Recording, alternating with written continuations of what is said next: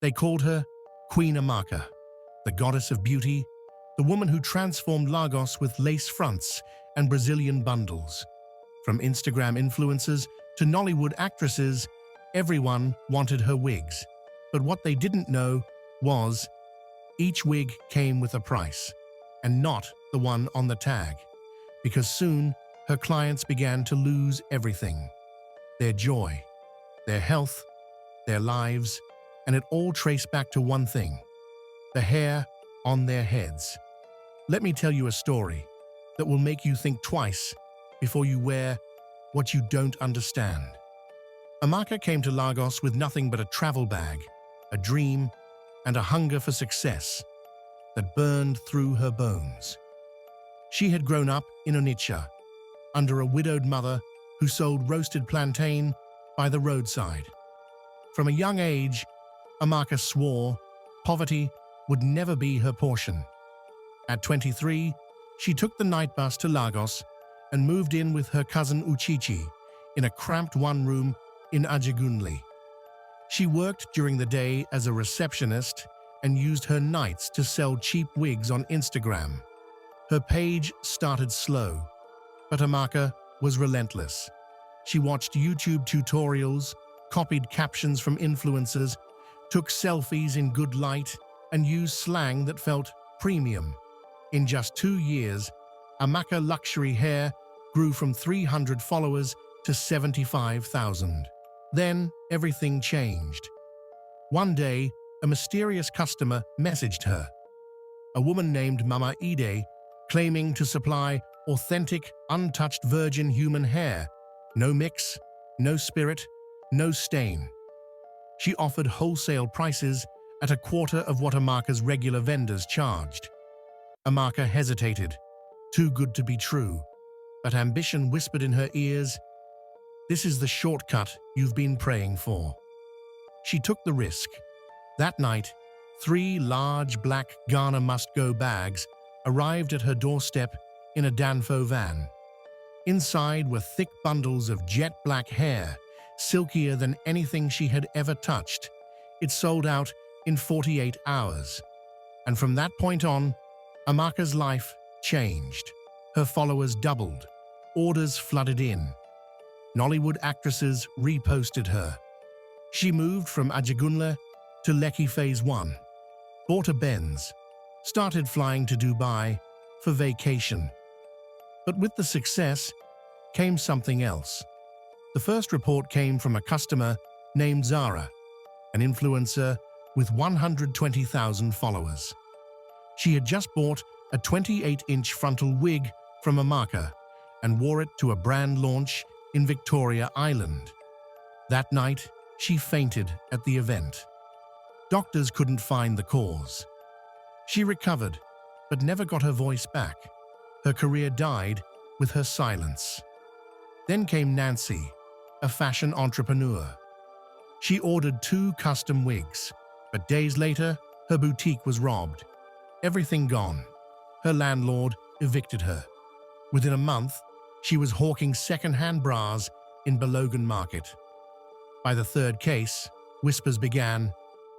Amaka's wigs are cursed. There's juju inside the hair.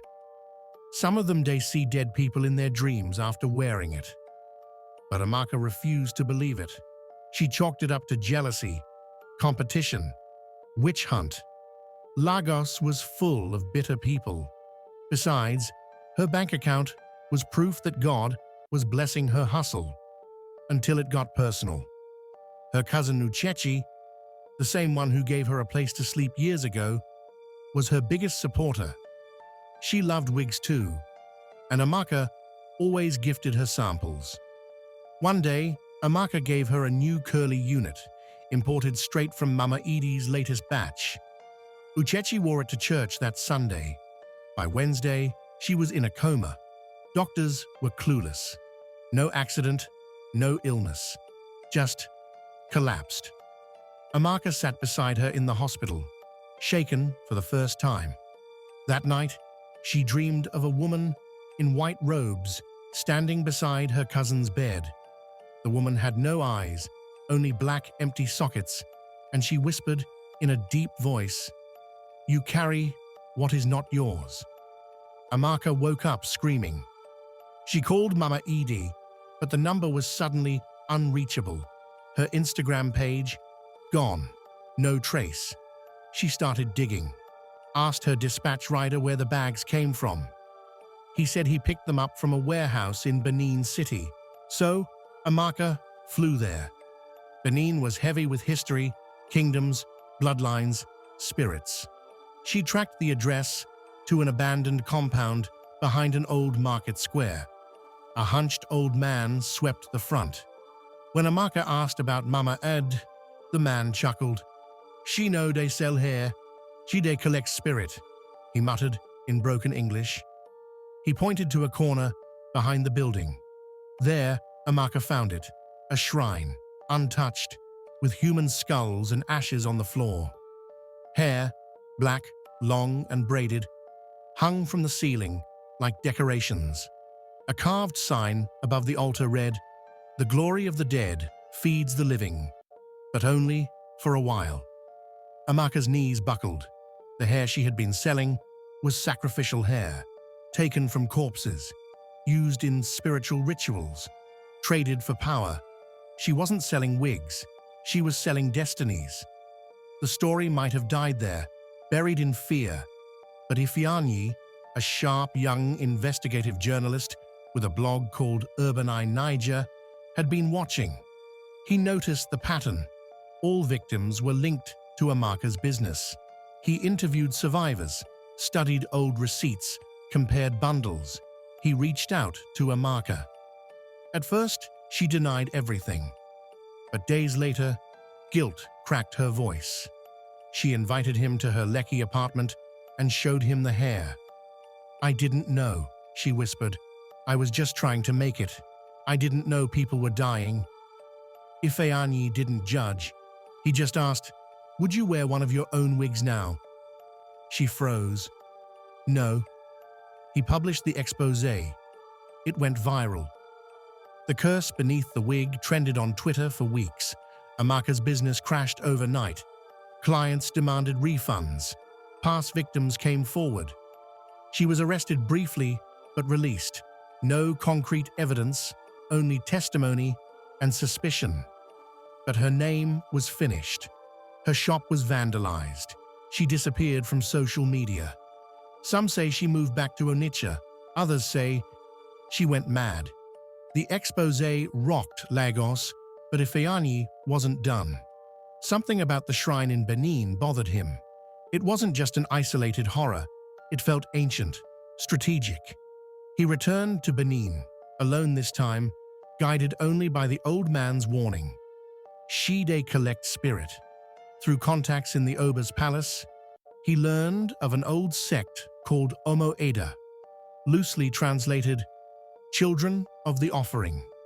They were known to collect hair from specific corpses, those who died with unfinished glory, and use it in rituals to transfer luck, wealth, and favor to buyers. The sect had been silenced decades ago. Many thought they were extinct, but someone had revived them, quietly, profitably. Ifeanyi spoke to a spiritualist named Baba Odion, a respected seer known to the royal courts. When he mentioned the name Mama Eda, Baba's eyes narrowed. She was a priestess, exiled, for harvesting spirits without permission. That woman no longer sells hair, she sells fate. He revealed something chilling. The hair carried bindings, spiritual knots that latch onto the soul of the wearer and trade their fortune to another vessel. Amaka had unknowingly become the vessel. Every time she sold a wig, she absorbed part of the stolen fortune. That was why her success came so fast, but the effect was temporary. Eventually, the bindings collect, and the vessel begins to suffer the pain of every life it destroyed. "Have you checked on Amaka recently?" Baba asked. Ifeanyi hadn't. He made the call that night. Amaka's mother answered the phone, crying. "She hasn't spoken in 3 days," the woman wept. "She just sits, staring at the wall, and when she sleeps, she screams. Ifeanyi drove to Onitsha the next day. He found her in a small house near 33 Junction. No makeup, no wigs. Her once flawless skin had broken out in boils. Her lips trembled constantly. But it was her eyes that haunted him. They were wide, hollow, as if she had seen something no human should ever see. When she saw Ifeanyi, she whispered, "They come at night. Every one of them, all the girls who wore my wigs. They cry. Some drag my hair. One of them tried to pull out my tongue." She curled into herself. "I wanted money, just money." Ifeanyi stepped outside, shaken. The mother came out behind him. "She told me the hair, it sings at night," she said. She hears the hair whispering in her boxes, calling her back to Benin. Ifeanyi took one of the remaining wigs to a deliverance pastor in Asaba. The moment he placed it on the altar, the lights went out. A thick black smoke filled the church. The pastor collapsed. When he woke up, he told Ifeanyi, "That's not hair. That's bondage, woven in beauty." Weeks passed. Ifeanyi got a message from an anonymous email address. "You want the truth? Go to Ekpoma. Ask for the cemetery by Ego Road. Midnight." Against all warnings, he went. There, in the middle of the overgrown graveyard, a figure waited. An old woman, blind in both eyes, sitting on a mat. "I am the one who taught Mama Ide," she said. "She betrayed the code. You're looking for answers, but some truths don't free. They bind." Still, she spoke. The hair was originally taken from virgin girls, sacrificed by their own families for wealth during the war. Their spirits were never put to rest. Instead, they were stored in the form of hair, preserved in oil, and hidden underground altars. Generations passed, and now their hair had become merchandise. "Every strand carries a voice," she said. "Every braid, a cry. Beauty becomes bait. And when the soul is wrapped in vanity, it forgets to fight." Ifeanyi asked her, "Can the curse be broken?" She said, "Only if the vessel returns everything she took and suffers as they suffered." Ifeanyi returned to Onitsha. He told Amaka everything. She listened, hollow-eyed. Then, to everyone's shock, she stood.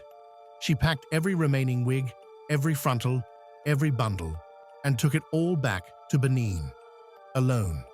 She walked barefoot into the same shrine where it all began. What happened that night, no one knows for sure. But by dawn, smoke was seen rising from the shrine. Locals claimed they saw a woman dancing in fire, laughing and weeping at the same time. Her body was never found, but the dreams stopped. The voices, the misfortunes. And Mama Eid, she was never seen again. This is not just fiction, it's a reflection. In the hunger for luxury, many ignore the price of what they wear, what they eat, what they chase. Not every seller is innocent. Not every blessing is divine. And not every beauty is worth dying for.